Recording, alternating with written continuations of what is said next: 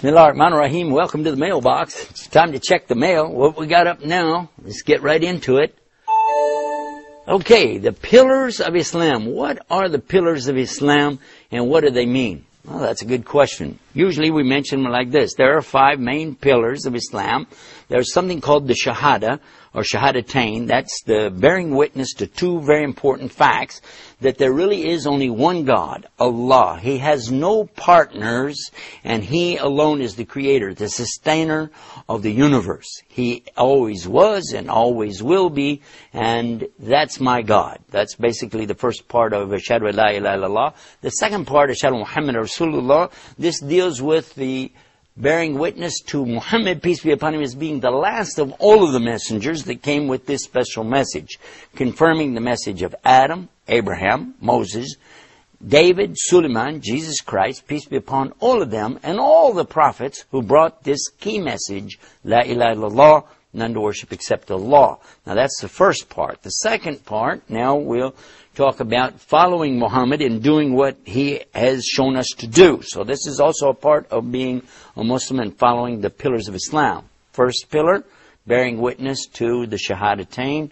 There's only one God to worship, and Muhammad is His messenger, and bear witness to that. Second pillar is to establish the Salah. Salah means the connection that we have with Allah through our worship by standing in a certain way, facing the direction of Mecca, and then opening up our hearts and praying to Him and going through the ritualistic motions that He's prescribed for us to do to make this connection with Him.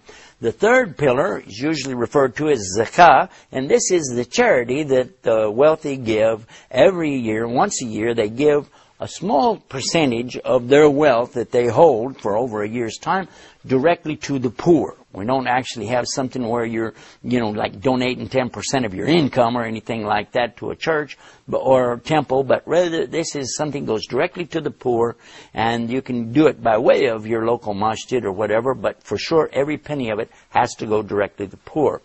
Now then, the next pillar is called Sawm Ramadan, fasting the month of Ramadan. That is to abstain from any food or drink during the daylight hours of the month of Ramadan. And then, at the end of that month, there's something called the Eid that goes along with this too, and we have a special program on right here on Huda about that when Ramadan comes, called Ramadan Reminders.